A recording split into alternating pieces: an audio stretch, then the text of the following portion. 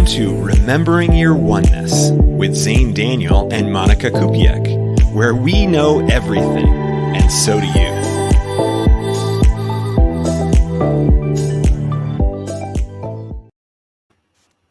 Hello. Hello, Zane. No aloha. There it is. Waiting for the aloha. Very important. And as we were talking about just before like seconds before we went live, I said, "How are you?" And you said, I went surfing. "Yay." Okay, so to give some people some backstory, you haven't been surfing even though you're in Hawaii, and part of the reason you went to Hawaii is so that you could surf, but you haven't really been surfing that much because of that traumatic experience, right? Yes. So last year I split open my head from a surfing accident, and it's actually given me quite the trauma to go back in the water. I maybe go maybe once every couple months. The last time I went was in January, so it's like almost June now, or almost July.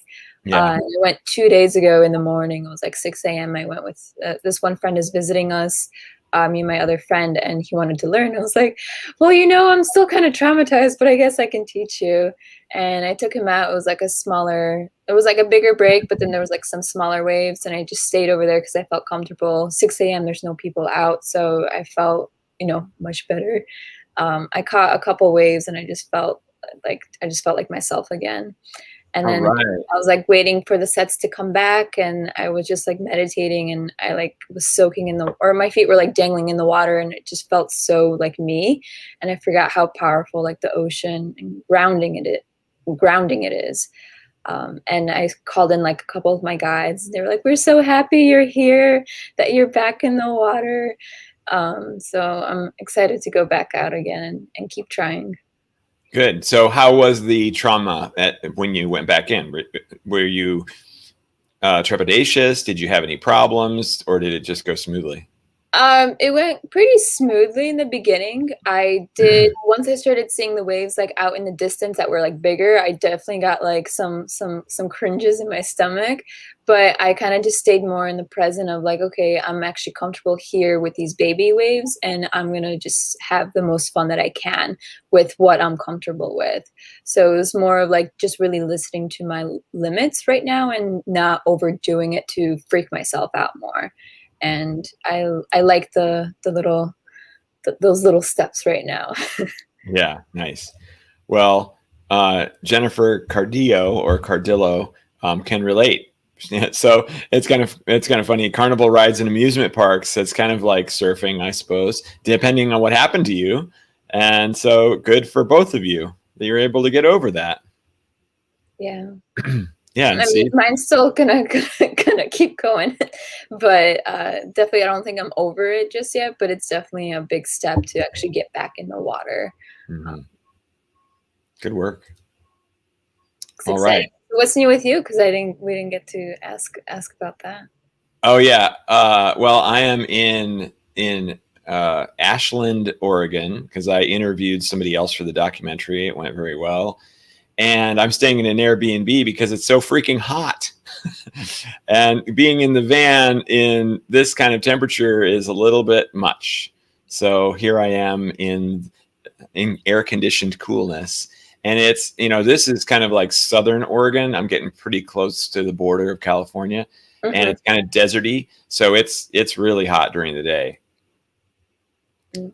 Well, you know what else is hot, right? Because I heard that you went to Burning Man and you did ayahuasca there. Right. There we go. Transition. Was waiting for that.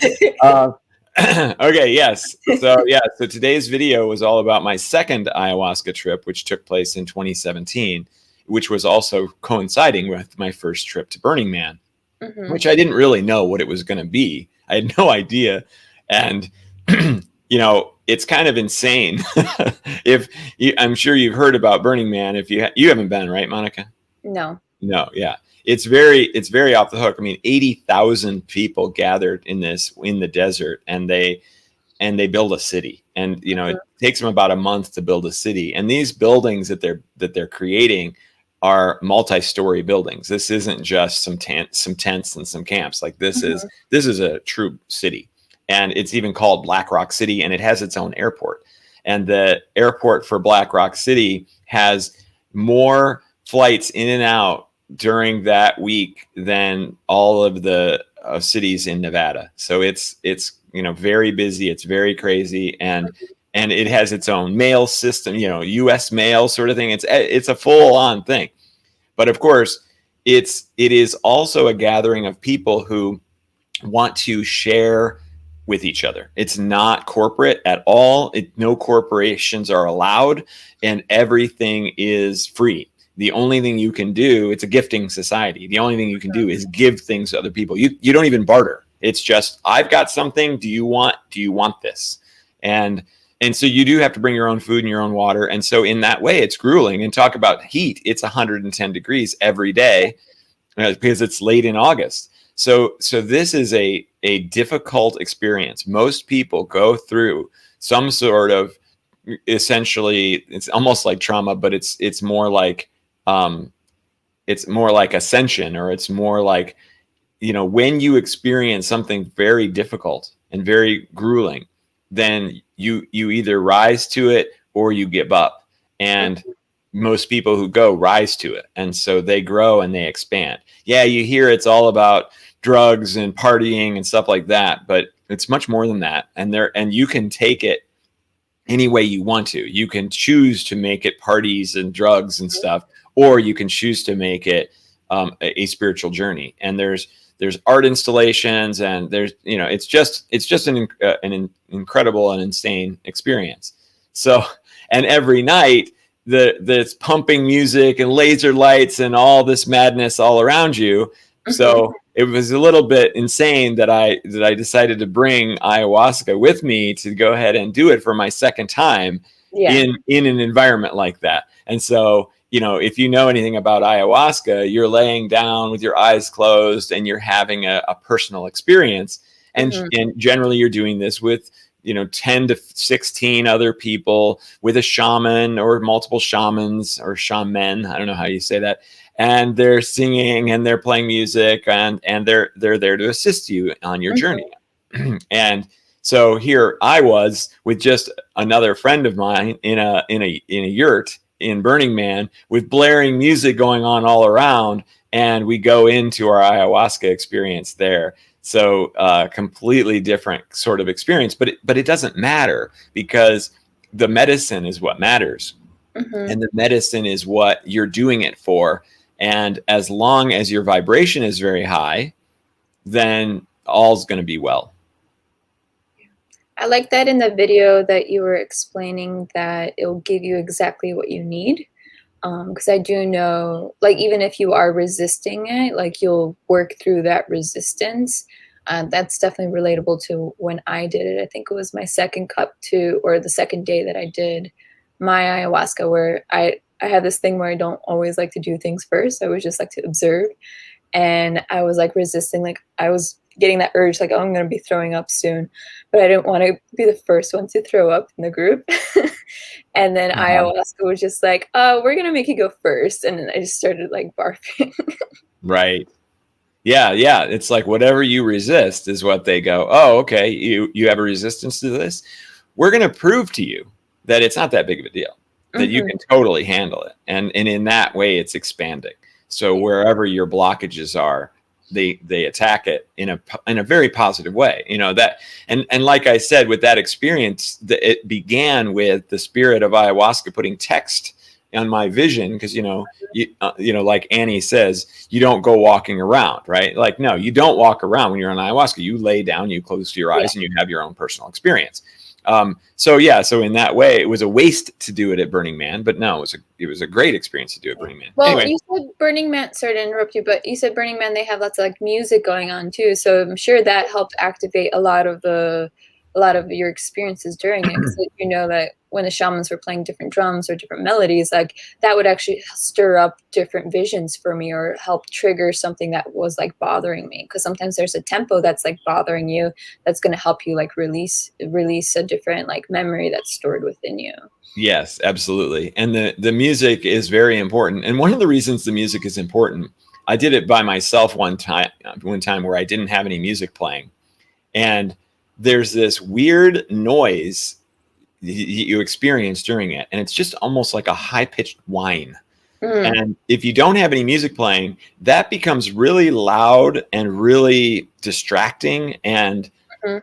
uncomfortable. So having music going just drowns that out. And so that, I think that's kind of how it all started, by doing music with it, because it's like, ugh, this is a weird sound and experience. But then, yeah, like you said, the music expands you. And I was with someone one time who was doing it, and there were some songs playing, because it was there wasn't a live performer, it was just music coming out of a little boombox. And she said change the song, and they're like, no. And then she went blah and just threw up immediately, right? Like, so there was something in her that she needed that song to be changed so that she didn't throw up, or she didn't have this experience. And they said nope, and so she threw up. So that's great, because that means that she needed to, right? That is what that was all about. And so people are afraid of ayahuasca because they're like, oh, I hate throwing up and I don't want to throw up, and that's so terrible and awful. Yeah. It's not that big of a deal. You throw up and then you feel freaking fantastic generally. So, and when you put it in the perspective of, I'm getting rid of some stuff that I don't want, I'm really removing some blockages, some trauma, some burdens, some short-sightedness, whatever it is, it is amazing to actually purge that. And not everybody throws up. Like, sometimes you just purge it through yawning or burping, it just fades away on its own. So it doesn't have to be that way, but to welcome it is the key. It's kind of the key to the entire experience. Welcome whatever it is that you experience, because it is for your benefit, and the spirit of ayahuasca truly loves you. And that's what I was starting to say, is when the screen, I called it, because I close my eyes and it's all black, and the experience is just beginning, and then text came on my screen in my mind, that it was, I love you as much as you love you. And that really put me at ease. I was like, oh, okay. So whoever this is, this being that I'm about to interact with, she totally loves me, or he, and it put me at ease. It was helpful. That's nice. I don't remember what put me at ease. I think it was just my own, like, I would chant to myself, like, surrender a lot. Because that's what one of the shamans barely spoke English, and he would just say, oh, just surrender, just tell yourself to surrender. And I'm just like, oh my gosh, it's going to be difficult. But I realized that the more I resisted, the more I was like in my head, or like if fear was arising, I would say that word, and I would understand that once I truly did surrender, let go, then it was like the visions, like, hardcore just like started, like it hit play essentially. Mm-hmm. And then I just became so curious. I was like, okay, let me just surrender more and see what else happens. I was like, it's not like I was like enjoying the process, because it is like gory, and it is like, it hurts a lot, like, especially when you're purging. But I think I was just there, and I was just so open to the experience that I was like, give me all that I need to know. Yeah. And well, then it makes sense now, because you say surrender a lot, right? Like, that's your thing. So that's kind of cool. I didn't know that that's where it came from, was that. I think I've definitely had it before, but that ayahuasca experience definitely helped me really embody that surrender. Because even now, when I do meditations, when I like surrender even more, I sometimes feel like that ayahuasca medicine is working on me, even though I'm not like actually on it. And then now, like, a lot of the visions that I had before during the retreat, I think I did it 3 years ago or so, or 2 years ago. I was 25. Now I'm almost 28. Was that 3? Yeah, it's almost 3 years now that I did it. And I feel like now a lot of those visions that I had are just like checkpoints now when I meditate. Which are pretty interesting, because now I can like go deeper into those visions that ayahuasca was showing me, and kind of like decipher them more on like a sober state. Yeah, totally. Well, okay. So I kind of figured someone was going to have a question like this. She's asking, what is ayahuasca? A wonderful and perfect question. So There are multiple plant medicines out there. Obviously, we could consider cannabis to be a plant medicine. Certainly, psilocybin mushrooms, peyote, and even LSD is a plant medicine because it's based off of a mushroom as well. And Mm-hmm. so ayahuasca is pretty unique among the plant medicines because it is a combination of two ingredients. So first of all, unlike psilocybin, your body doesn't produce psilocybin. You actually have to have a mushroom and you have to consume it. But the main ingredient in ayahuasca is dimethyltryptamine, which is a brain chemical that is released when we dream and when we die. And so when we dream, of course, I call it the dream juice.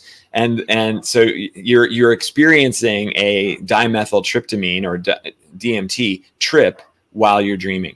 So then the also it appears in the brain when you die. And so they often say that those near death experiences are, not completely as a result of your DMT, but it certainly helps interpret the experience, probably bringing the experience of your separated self, your soul self or your multidimensional self, to bring it back into the brain so that you can actually remember it should you survive.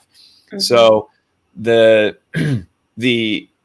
in this case, if you take orally dimethyltryptamine, your body says, hey, we're not dreaming and we're not dying, so we're getting rid of this stuff. And so you metabolize it and you don't get to experience it. So you have to have a second ingredient, and that ingredient actually keeps your body from metabolizing the DMT, and so that you can have the experience whenever you want to, or at least while you're awake. So when we're talking about ayahuasca, we're talking about that experience. And the experience itself, can be 2 to 4 hours per dose. And I think it's because the getting the dosage just right, because you have to get both of these correct. And one of them only lasts so long and the other one only lasts so long after that. And so, it's a little bit more complicated. So a lot of times during an ayahuasca trip or ceremony with a shaman, they'll let you do it twice in the same night. So you take it at sundown and then you go for your 2 to 4 hours, and then they say, okay, anybody wants a second dose? And then you take it again and go for 2 to 4 more hours. So the other thing is ayahuasca is definitely taken at night. There's a huge difference between the experience if you have it during the day and during the night. And during the day, it's actually hard to see the visions because you can see the light through your eyelids, and it disrupts the clarity of the vision. And it also kind of feels weird. I tried to time it one time so that it would kick in right after dark, and I mistimed it. And so I had it too early. So it was still light out. And it was just like, yuck, this is not, I did not like it until the sun went down truly and it started to get really dark. I was like, oh, okay, this is much better. So there's lots of little things that are going on with the experience, and it's been done for centuries and centuries in South America. Mm-hmm. Yeah, ours was always, or at least the retreat that I went to, it was at sundown, and then we would go all the way until like sunrise. Because I definitely had like 3 cups at one of the times. Mm-hmm. It was usually like 2. 2 was always the minimum that I had. Mm-hmm. But the shamans always came to you, and they would say if you wanted to come get a second one, you can. But then they would always kind of like come around by you, and they would know when you're ready for the next one. Mm-hmm. I remember the third day that I did it, I took one, and then that's when I like had my like death, and I was like, okay, I think this is done. I can just like chill for the rest of the night. And then the shaman comes and moves my shoulders like, okay, it's time for your second cup. And I'm like, no, how much more am I gonna get? But it's definitely, I don't know, it's a fun process. But I mainly went because I had a really bad injury. I had like a really bad ankle injury that had like nerve damage. No doctor could figure out what was wrong with me for like 3.5 years. And when I did mushrooms the first time, it was like the summer before I did ayahuasca. My friend was like, oh, ayahuasca might be really good for you. for your ankle, and then kind of just aligned that we went. So like I honestly am very for ayahuasca if you have some sort of, blockage within your body or some sort of disease. I really feel like ayahuasca will truly, truly, I guess, heal you or put you back into place. Because Mhm. during that third day, it was literally a huge light that was coming out of my ankle. And she said, like, we're going to take this out of you and you go take care of your body when you wake up. And Mhm. she literally told me to go back to Hawaii to start surfing again. So it was like definitely like a lot of my DMT or my ayahuasca trips are a lot about like going back in the ocean and healing through the water. Mhm. Yeah, that's interesting. Yeah. Well, and there's so much to say about this, but one thing that some people will say that that it's cheating, that you're getting a spiritual experience without having to do the work. So Mm, they'll say, it's easier and faster and quicker, and again, cheating as opposed to meditating for years to get to the same point. yeah. I don't really, I mean, obviously, I'm a proponent of doing it because everything is valid in my mind. Every option is possible. And so to those people, I say, well, what about the people that have a near death experience and it accelerates them on their journey? Is Mhm. that invalid also? Is that cheating as well? I don't think so. And any of the awakening experiences are all completely valid, and they're part of your soul contract. So you set it up before you were born to do ayahuasca or to have a near death experience or to be injured in a hospital and decide that F this, I'm going to walk again. And whatever the experience is valid. So and it's also a great awakener for people that are pretty closed. Because when I did it the first time, and there's another video on YouTube of me describing that first experience, but in that case, I was a science believer. I did not look at spirituality as real. I looked at it as stories and fairy tales. And so that first ayahuasca experience completely changed my view of all of it instantly. So thank goodness I did it. I thank goodness I cheated, because I don't know if I would have ever gotten to where I'm at if I hadn't. Yeah. And I was definitely actually one of those people that thought, ayahuasca is more of a cheating thing just because I started like meditating when I was very young, Hmm. and I just never, I was more of a fear thing for me to do ayahuasca or to do like heavy psychedelics. It was Hmm. definitely like a resistance to it because I thought like, oh, well, if I can get there in that state like through meditation, then what's the point of doing this? It's just gonna, you know, skip some stuff. But I think I just had to accept it that, meditation is great, but it's not going to heal your body completely the way that ayahuasca can. And once I surrendered to that idea, it was definitely probably my own ego that was just like, oh no, you don't need this. You could do it yourself. Hmm. That's like a really typical mindset that you could do whatever you want per se. Hmm. But I think the whole point of like me doing ayahuasca was to surrender to the idea that I need help, that like it's okay to ask for help. It's okay for someone else to take care of you. That doesn't always have to be just me taking care of myself. And even when I was going to the different doctors and no one could figure out what was wrong with my ankle, I literally like gave up and was like, I'm just going to figure it out by myself. But Hmm. eventually that kind of led me to ayahuasca, because I noticed that in nature was the only time that I actually felt good, that the pain in my body wasn't present. And ayahuasca is a plant. So it was just natural that was what helped me. Yeah, absolutely. And the experience of ayahuasca is a microcosm of life. So when you go through a difficult experience while you're having that, and it's painful or it's difficult or it's oh, I wish this was over, or this is way more challenging than it needs to be, and on like that, then that is just like life. Everything that happens to us, whether it's difficult or easy, but mostly when it's difficult, is the exact same thing. So why is it painful and difficult during ayahuasca? It's so that you grow. It's so that you transcend it. It's so that you discover that you're stronger than you think you are. And then you can apply that to your life. Well, that's exactly what's happening in everyday life. When you're struggling, when you're being beaten up by a relationship or by a negative entity or whatever it is that you're dealing with, when you look at it and say, okay, so how is this helping me expand? How is this happening so that I can become stepping into my power? How can all this be for me rather than to me or against me? Yeah.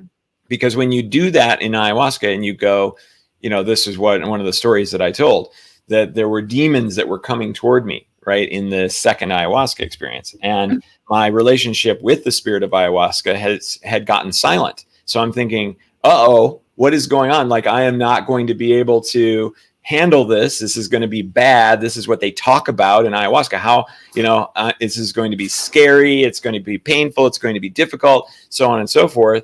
And then all of a sudden I went, you know what? If this is what you think that I need in order to grow and become better or become who I'm supposed to be or who I could be, then bring it on. Then I'm ready. And then that turning to face that thing that I did not want was very easy. They just wiped away. The demons were gone. And I was back to having a glorious experience because, in your words, I surrendered. But that was the way that I needed to surrender. I had to say, the spirit of ayahuasca knows me better than I could ever know me. I think I know me. I think I know what I need. I know what I don't want, right? And so, I don't want demons and I don't want this and I don't want that. But it is, the more you say what you don't want, the more that's what you get in that experience. And so what do they talk about in manifestation? They say, don't think about what you don't want. Think about what you do want. It's the same exact thing because you're going to attract to you what you don't want if you think about it all the time. What is it? Worry is a horrible use of imagination. Well, Annie puts out a topic. Sure. Is this the most recent one here? Yeah. We were taught you can reach the same thing as ayahuasca through breath work. Yes, absolutely. And I have experienced this. So that's that intense breath work. Have you ever done that, Monica? I've done like the Wim Hof type of breathing, but not like formal, I guess, spiritual breath work. Yeah. Okay. But yeah, I get what she means because I've definitely reached that state too through when I'm painting. Okay. Yeah. So in the breath work that I think she's talking about, and at least the type that I've done, where there was a big group of people, we were all laying on the floor, and it was like an hour and a half, 2 hours of very intense, different types of breathing. And it was very clear, okay, now you're going to do this. There's no pause between breath in and breath out and breath in and breath out. It's just, but it doesn't have to be fast. It can be big, deep breath in and immediately breath out and immediately breath in. Those longer breaths still work. It's all about the pause. So if you take out the pause while you're breathing, then eventually you kind of become over oxygenated. And I remember the first time that I did it, my hands started to kind of naturally go like this. And then I, kind of naturally got all stuck in a pose from the intensity of the oxygen levels of my body. And so during that, then, because I had done ayahuasca plenty of times, all of a sudden the beings that I talk to when I'm on ayahuasca were right there with me. And now it was as though I had just taken it. So I was able to converse with them, and they gave me a quick little lesson because, it wasn't a 3-hour experience. It was only for a moment. And so they gave me a quick little lesson, which was really beneficial for me. And it was great. So yes, it is keeping, or it's encouraging the brain to produce DMT during that experience. Yeah. What I like about, I guess, relating the two is that if you've done ayahuasca already, I feel like it's just not necessarily easier to attain it, but you're more likely to believe it when you do it through other things. It's like, oh, I remember this sensation. I'm in a good place right now that I can, call upon my guides and I can get a legit, a legit coding or a legit like channeling in right now. And I think if you haven't done ayahuasca, it's like you may kind of be like skeptical, like, oh, like, did I attain it? Did I not? Like, you might be, wishy-washy about the experience. But I feel like if you've done it already, like the ayahuasca, it helps strengthen you as a person, like in general. Like, you really step into your power because you've experienced it, and then now that you've lived through it, it's easily able to relate it to your everyday activities. Because even when I surf, I feel like I attain that same frequency, or if I'm Mhm. intimate with someone, it's the same exact energy that's like flowing around you. And Mhm. again, it's just part of that whole like remembering your oneness, or just remembering that blissful state of your source, because ayahuasca is essentially just taking you to your source and helping you remember that. Like, I always call ayahuasca, it's like, oh, it's like the most surreal like psychic that you'll ever see, or the palm reader per se, because she's not bullshitting you at all, she's giving you it straight up. Versus if you go to someone else to get your card reading done, it's like you're always going to be questioning for more. But I feel like through ayahuasca, I stopped questioning so much. It was just more of like truly surrendering and believing that this present moment is the most incredible experience that I can ever be in currently. Yeah, totally. I get it. And what's great about what you just said is this question, because she's talking about the voice that you hear during ayahuasca. Is it always right? She told me some pretty outrageous things. Okay, so you were just saying that it's no bullshit, right? Yeah. And so, but I have definitely seen what Annie's talking about, in that some people get just weird information, or they're encouraged to go pursue a romantic partner. I see this all the time. Like, Mm. okay, this person has been told, oh yeah, the guy that I was dating, I'm supposed to marry him. And so they might take action on that, but then it doesn't turn out to be that good of a marriage. And so one of the things that I've noticed with ayahuasca, and I would love for Annie, actually, if you could give some examples, I'd love to hear what you were told. But they the spirits love for us to be happy. So whether it's the spirit of ayahuasca or it's your guides, it's different for everyone, but they often tell us, yeah, you should go pursue that. You should go have fun. You should do this. You should date that person. You should kiss that person. It's very much like, go for it. Enjoy life. This is what life is for. That you have come to this planet because of these sorts of experiences that are possible for you now. So don't hold back. So from that perspective, it's kind of, wrong, because maybe it isn't the right romantic partner for you. But is it wrong in that, no, you should go ahead and pursue life experience, because it's only 80, 90 years before it's over. Okay. Oh, okay. So here's Annie's example. She told me out of the blue, my new boyfriend is my dead boyfriend, isn't, as a walk-in, right? So by a walk-in, you're talking about a soul replacement. So the new boyfriend's soul stepped away, and the deceased boyfriend's soul stepped in. So now you essentially have the same boyfriend from a soul perspective, as opposed to a brand new person. And does it matter if the spirit of ayahuasca is telling you the truth or not? Does it matter? It may not at all.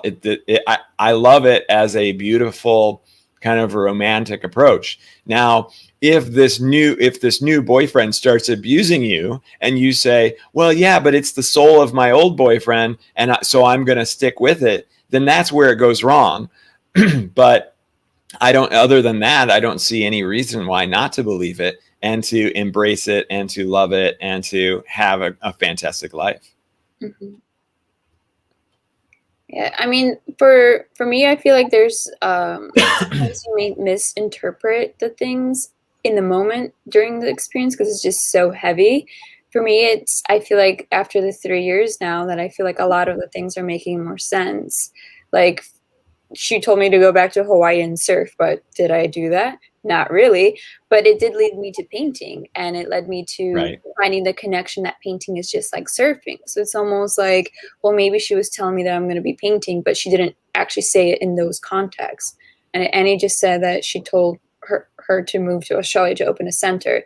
Maybe it's like a Mm, missed kind of context. Like maybe you just have to go to Australia to realize that you want to open a center somewhere in the area that you're in, or something along those lines. Or maybe mhm. you're going to meet someone there that will help you open something.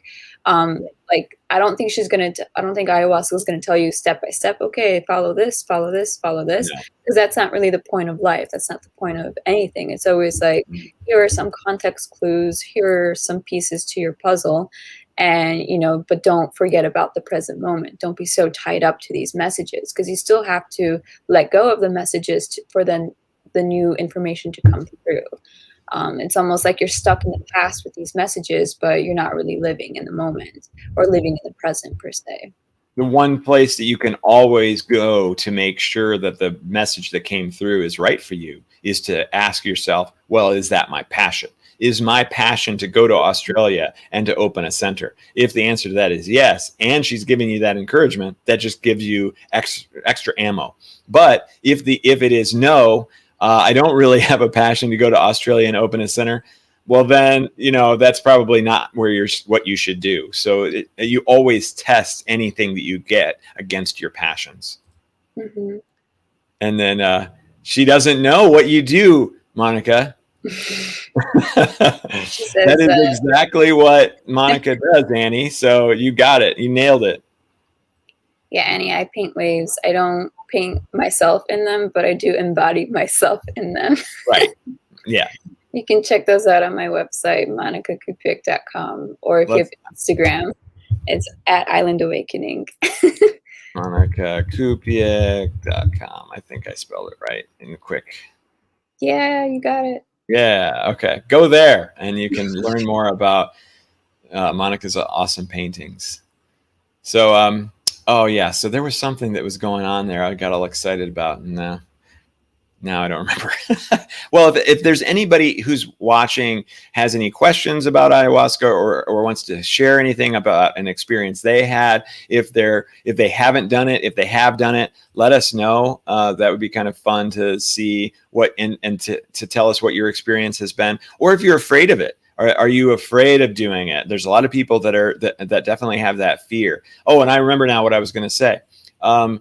It often opens your channel. It often has a changing effect on you on a spiritual level. So before ayahuasca, I wasn't talking to spirits or my guides or whatever you might call it. And immediately afterwards, I 2 days later, I wonder if I could still talk to that voice that came to me during it. And sure enough, I could. It really wasn't hard at all. And so my channel, it became wide open, and I had a series of experiences where I was channeling beings. I was channeling people who had just passed, and it just really opened up everything. So for those of you that are saying like, yeah, I feel like I'm still experiencing it, or it's been a week and I feel like I'm still having the experience of ayahuasca. It's because it changes you. It does make some sort of both physical and energetic change. So what was your motive to keep taking ayahuasca? Because you've said you've done it about 20 times. Why, is there a reason why you kept going, or did you just have a strong pull towards it, or at the end of each session you're like, okay, I'm going to do this again, or did the medicine tell you to keep going? Yeah, it was, each time it was almost different for the reason why. In that second video that I just posted today, she came to me and said, hey, you've been a shaman of this medicine in your past lives. Would you like to be a shaman now? And I said, yeah, sure. It was very interesting. And she taught me some great things about helping people during the experience and so on. Like I said, she didn't teach me the ceremony. She didn't teach me the rituals, but she taught me how to help people. And that continued to help me in both, in my spiritual practice that I have. But, after she had taught me how to be a shaman, I said, okay, well, let's go ahead and administer this for some people. So I did start doing that as a practice, or to help people, because that's what I'm here to do. And the tradition is to actually take it with them. Even as a shaman, that you take it with the person that is also taking it, so that you're in the same energy as them, and so on. Mm-hmm. So that's been the major reason that I've done it so many times. I haven't felt the need to do it, but if somebody else wants to do it and the situation is right, then the medicine comes first. And so I will make sure that I can provide for them in that way. I think we joked around when we first met that you would come to Hawaii and give me ayahuasca. Yeah. That I'm not surprised at all that we had that conversation. Well, it's nice that like she taught you how to basically sit for someone, to take care of someone, because I think that can go with, you know, with your everyday life, because everybody needs a good listening ear, or just someone to feel safe around. Mm-hmm. There's definitely a lack of people that. Not a lack of people, but not everyone is strong enough to be able to do that. And I think that's one of my favorite things to do too, is just to help sit with people while they're doing, you know, those type of psychedelics, or just anything in general, because it's like they just need that extra support, and you're just sitting there with this extra amount of love, and it's like, okay, I know what you're going through, but you're gonna be okay, you know, I'll see you on the other side. And then like sometimes when you're doing mushrooms with someone else, like sometimes I'll do mushrooms too, but it's like it feels like we're finally like on that same like frequency level, and like it's like you don't have to communicate that much. It's almost like a telepathic type of love, or a telepathic type of communication, where it's like you just understand these feelings, and it's like you just grow from that. And I think it's just so awesome that the ayahuasca like was like, we're not going to teach you how to make the potion, but we're going to show you how to actually fully help someone embody this experience. Yeah, and so that actually made me understand or believe that the ceremony and the ritual is almost the human version of what you're supposed to do. Mm-hmm. Which, you know, is the thing that's been passed along for centuries, and it is sacred experience. But that the spirit of ayahuasca herself isn't like, no, you know, you don't have to do all that stuff. You can if you want to, and it is very sacred and beautiful, but it's not a requirement. That the medicine is the requirement. Yeah. So let's see here. I have done it. I had feared it, but hours before my shaman arrived, I meditated and asked the spirit of Aya to be kind. Right. Okay. So this is interesting. Right. So she complied with so much love and reassurance. The experience was nothing but pure bliss. Okay. So this is a really interesting one. And I don't often see this where someone can say, hey, be kind to me. And they actually get that what they've asked for. Mm-hmm. For someone's very first experience, I think that's more likely. But it is beautiful that the spirit of ayahuasca decided to go ahead and grant you that wish. But that's not always the case. And we often have challenges that we have to face, and so on. And again, that's that microcosm of life. Yeah. And I know whenever I had like a release, like a really bad like vision, not like bad vision, but like it was definitely like kind of horrid. When I would throw up, then I would like lay back down, and then I could feel like all the love just filling me back up. It's almost like she was filling a balloon with love with my body. And it's like, yeah, you've had this like, you know, horrid experience of throwing up, and it does not feel comfortable, but the medicine is just going to turn back around and give you so much love that you've probably never experienced in your life, because I don't think I've ever experienced that much like pure, I guess she called it pure bliss, but it's just, you can't really describe it. It's just beautiful. And honestly, like it's just an experience, or there's the whole thing. I feel like it's really worth giving it a shot. Yeah, beautiful. So somebody wrote, and it's Facebook user, so that means they're in my eliminating negative entity groups. Okay, so this is Adrian who wrote this. That's what I was trying to do, is look at his name. So this is Adrian saying, the dieta was the at least half of, or yeah, the diet was at least half of my total experience in healing. From that alone, I can attest to tangible, long-lasting effects. Right. So I think you meant the diet, and that is a very important part of it for many people, because so many of us on this planet eat crap.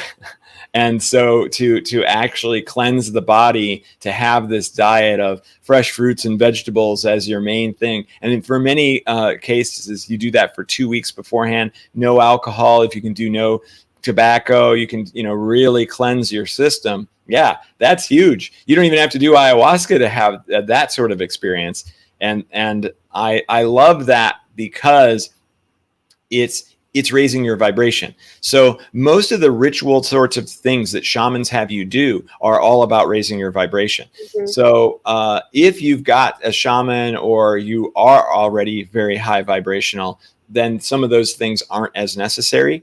But because, okay, so here's the reason. So let's say that your vibration isn't that high. You've eaten like crap, and you've had alcohol like right up to the moment that you're supposed to, maybe you're even intoxicated a little or whatever, and you do the ayahuasca, what's happening is you're opening your channel to spirits, for the spirits to come in and teach you.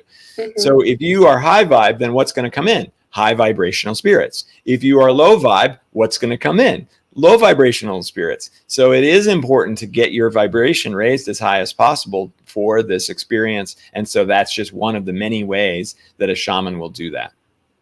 Yeah. And Annie says she was still on the diet 2 months after. I think I was still on that diet for a solid 6 months after. Granted, I did get a little depressed, but I think I was just from being just so getting back into I guess you could call it the real world, or the 3D world. I didn't really know how to cope with it, just because it was you just go straight to your source and then you get out of it. For me, it just whacked me out a little bit. But once I started surfing, and then once I started getting back in the ocean, it kind of just balanced me out a bit more. And right. Then Annie also says that it taught her how to trust her. For me, it actually helped me trust myself. I feel like the whole experience, the whole 3 years up to the point that I'm at now, I don't think I've ever trusted myself as much as I do now. Mm-hmm. And it's definitely because of that experience, the one with the head, of me splitting my head open too. Yeah. Again, near-death experiences in ayahuasca, I could say, are quite similar in that sense. Because what they do is they just tell you, look, this present moment can leave at any time, so you might as well learn to love yourself and learn to trust yourself, so that way you can live a more fulfilled life. Yeah, for sure. And then it gets harder again if you have blockages. And that's right, because so that surrender is so important. And really, this is one of the other things I was going to say. The spirit of ayahuasca generally works on your first 3 chakras. So she's working on the root, which is fear and worry and anxiety and all that. Working on the sacral, which is your relationships and sexuality. And then working on your confidence, because that's your solar plexus. And really, those are the main things that she truly works on.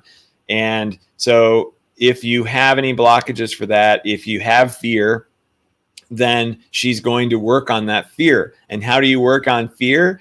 You make it so that you can experience the fear so that you can work on it. So she's going to bring in things that you're afraid of, but she's generally going to do it in a fairly gentle way. At first, it'll seem like, the last thing I want to do is revisit this childhood trauma that I had, or this horrible relationship that I had, or whatever.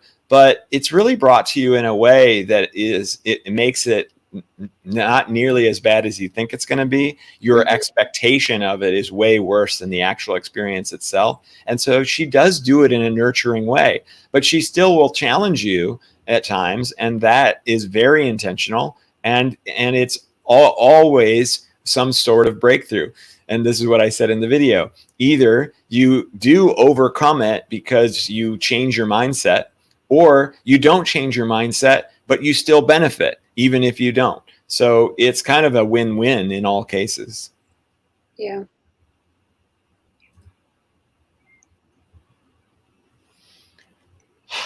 I know, right? Heavy.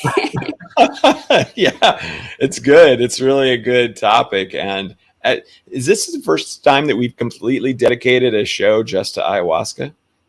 I think so. I feel like we're always talking about something else.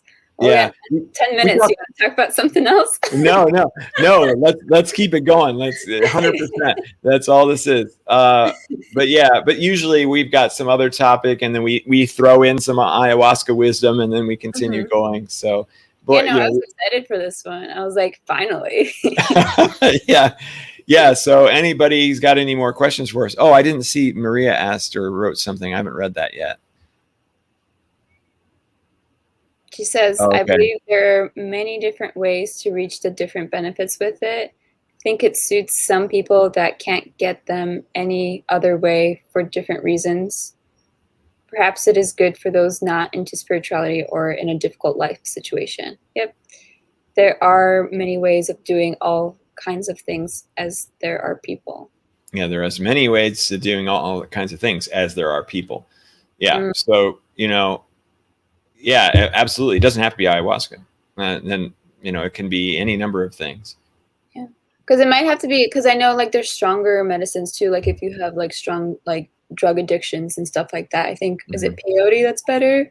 Or there's might be another No, I one. don't know that much about peyote. I haven't experienced that one, so I'm not as familiar. But Apparently, it is. yeah, apparently that one, or maybe there's an even stronger one that they say that you don't even throw up in that one. You just get the visions, and then you wake up, not wanting to do any of those drugs anymore. Right, One of right. one of the ladies that was in my retreat, her son did that one, and that's when I was like, oh, I don't think I need peyote just yet.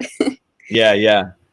Right. Well, yeah, peyote is interesting because the spirit of mescalito is the spirit that works with you. So it's a divine masculine spirit as Oh, opposed to ayahuasca, which is the divine feminine. I've also heard that people do that one often during the day. So ayahuasca is the night medicine and peyote is the day medicine.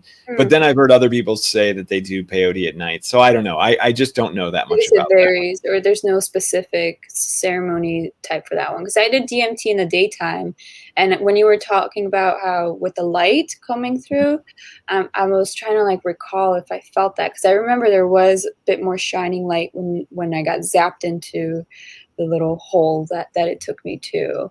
But it was a very fast paced. And DMT, is that masculine too then? Because it didn't really No, feel, or is there? no. DMT is the same. It's the spirit of ayahuasca. Oh, okay. So it's okay. But I felt like it was different though. It was much It is faster. different. It is different. It's well, when you smoke DMT, you're going to have a fast forwarded experience. That's the major difference. Mm, The other ingredient is the difference between ayahuasca because you need that suppression of your metabolism. hmm. That other ingredient has an effect on the experience, but it's not going to call in a different spirit. But I've definitely had ayahuasca experiences where it isn't the mother ayahuasca. It's some other beings that come through, and I've had some where it goes for 15 minutes with this character, and then Hmm. another 15 minutes it's a brand new one, and all the visions are different, and the tone is different. And I've had some come in, they're really goofy and saying really silly things or really like trickstery things, like trying to trick you into you know it's like tricking you in a good way, though. It's like tricking you into realizing that a truth about yourself. So it's not negative, but it's just different strategies and different techniques, and you can very very easily end up speaking to different beings. And there are many people that have done it a bunch of times and never actually spoken to the spirit of ayahuasca, has talked to all these other beings. I mean, Yeah. the Hathors come to me during those experiences as well. So it is just opening up that channel for the Yeah. most part. So then did the Hathors come through to you because of ayahuasca, or was No, I it mean, your first encounter it, with them, or it was it made it, after? yeah, it made it easier for me to connect with them. That's the way I would say it, because they've always been with me and I was a Hathor myself. So it just helped me open up to the idea that they were even there in the first place. Got it. Okay. So yeah, and I do have to throw this one out. When I did the one where I was in a teepee with 16 other people, with the shaman and everything, there was a guy that was next to me who loved insects, and he was totally into them. He'd studied them. I think he'd even studied them in school or something. And so he was telling his story because it was his first time. And he said, yeah, as soon as it started, I was a mosquito and I was flying around as a mosquito. And then there was this giant woman, and it was the spirit of ayahuasca. And I was a mosquito. So I landed on her. And then she looked down at me and said, go ahead. And so I plunged my little needle face into her leg or arm or wherever he was, and he started sucking the spirit of ayahuasca's blood. And that experience was an incredible download. He received all this information and all this healing and all this stuff while being a mosquito and sucking the blood out of the spirit of ayahuasca. I love that. I love that visual. So cool. And that's what's so neat about these plant medicine experiences, is that they're also very creative, and you see and experience all kinds of different things. Mm-hmm. Well, yeah, you did, right? You experienced a spiritual surgery during ayahuasca. They put something in my head. Okay, right? 80% of people at my retreat felt surgeries. Oh, that's interesting. Huh. Yours was kind of like a healing surgery, like they healed your ankle. Yeah, and then I had something in my head too that they pulled out. So they pulled something out. Interesting. Yeah, it was more of pulling out than actually putting in. Yeah. Well, I guess putting in would be all the love that they put in, but they definitely, like, once they pulled that out, I could feel my body just like expanding, of like, this is your new body, and like really take care of it. That was probably the strongest message that I got from her. Yeah, that's cool. Yeah, and then Bernice would love to do ayahuasca, of course. Oh, I love, who's this? Adrian. Adrian put little mosquitoes up for us. Thank you. Thank you, Adrian. That's good. There we go. So yeah, Bernice would love to do it. And Bernice has actually become my SA, my spiritual assistant in my class, the negative entity attachment class. So she's been helping out a lot with that. She's the one, because, I was telling you about the crazy TikTok thing. She goes through and helps people on TikTok on my behalf, so I don't have to spend all my life responding to people on TikTok. But yeah, so I would love for Bernice to have that experience as well. Okay, she'd love to know what they put in your head. All right, let's see. Can we get any information on it?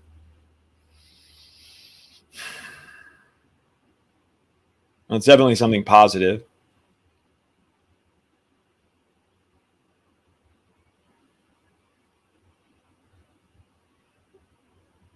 Yeah, so it is kind of like, maybe it's a I heard courage. I got courage. Yeah, okay, a visual representation, or it's not visual, right? It's a physical representation of being more open to the spirit world, being more connected to the spirit world, because especially since it's in your head, I mean, that is where your pineal gland is, and that's how you connect. So courage, abundance, and love, I heard. Let me see. Okay. Courage. Yep. Yep. I got all that confirmed as well. Cool. Yeah. So you got good stuff. Ayahuasca loves you. Oh my gosh. Okay. This is awesome. So Adrian, it was him who had the mosquito experience. He's watching right now. Oh my God. That's amazing. Wonderful to see you again, Adrian. That is fantastic. What are the chances? Yeah, so that was him sitting next to me. You gotta be careful with who you talk about. Yeah, exactly. Yeah. Well, I was like, did I tell the story right? I'm like, yeah, I think I did. I don't think I elaborated or did anything wrong. So yeah. So tell me, Adrian, if I got your story right. You can tell us. It's awesome.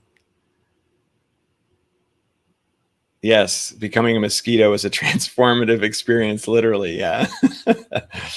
I don't think I became any animal. The only animals that came through for me was like the souls of like the animals that I was eating were like coming out. I would like remember just yawning so wide and then them just like coming out was like cows and chickens were coming out of That's amazing. That's probably why I like didn't eat like because they made us go vegan like 2 weeks before, and Oh, then right. before that I was doing like the keto diet, so I was like eating a lot of meat and like veggies. But then after the ayahuasca, I was like, okay, I better just tone it down a little bit. So I kept up being vegan for a bit until I went on like a date where we went to like a fancy restaurant. I was like, I'm gonna have some lamb and some steak. Right, right. But I did bless the food, and it was okay. Adrian says I got it right. Woo!